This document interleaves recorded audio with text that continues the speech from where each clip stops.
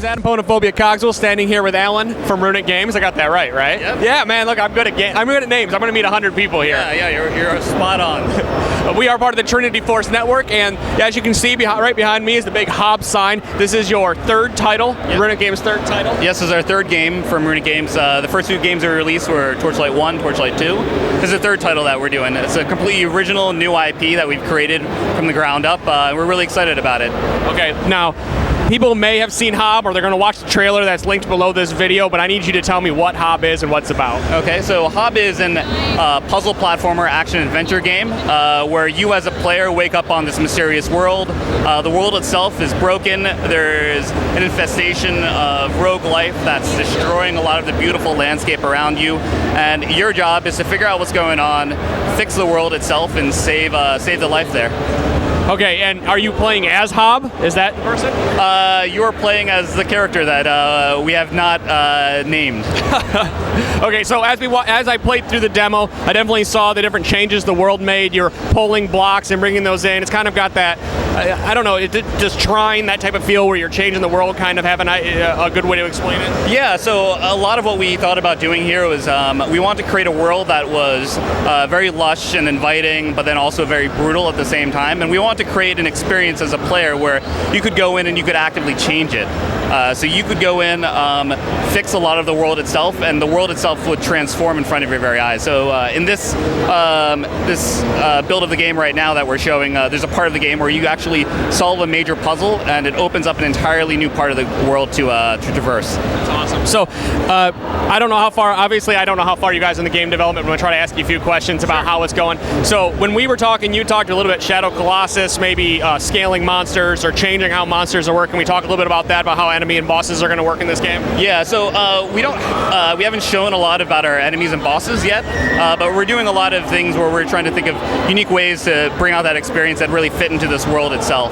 So bosses that really reflect the landscape, are really part of the environment and can provide some narrative experience for you. Okay, and how about leveling stuff? Now, a lot of people play Torchlight. They're used to like for Diablo style leveling, where you're putting talent points in, yada yada. How's that going to work in this game?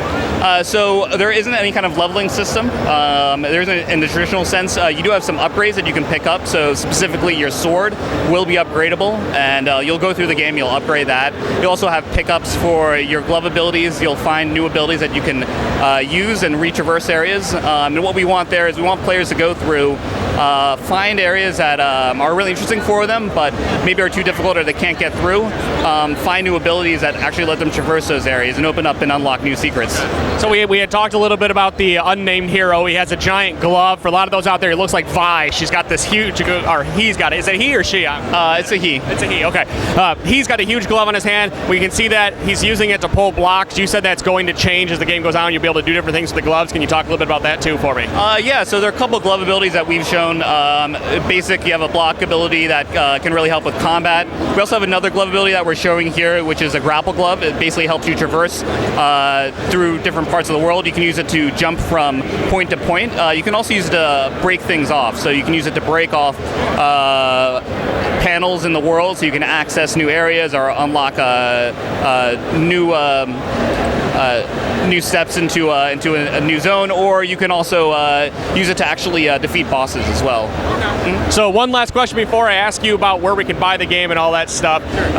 How is the are we doing linear map style, or are we going to be able to go back to old areas type of thing? Old areas after we beat the game. Have we figured any of that out for the future? Yeah. So the world is entirely open, and what we want players to go back and re-explore a lot of these areas. And we build it in a way where, as you go through, you'll actually find yourself back around to areas that you've been through before, and you'll find purpose and meaning to actually go back and retraverse those areas. Yeah. All right. So now tell me, you guys, this has been about 8 months or so, not in development, but 8 months roughly since you last launched it or showed it over at PAX Prime, right? So where are we going to be able to find this game? What systems? Do we know a price point? What do we know about this game, and what can you tell us? Okay, so we haven't announced a price point yet or a launch date. We have announced that we're going to be releasing on PS4 and PC. Okay, excellent. So guys, thank you so much, Alan. Thank you for talking to me. Pleasure. Guys, go check it out over at runicgames.com. You can also find the trailer for Hob right below this. Guys, thank you.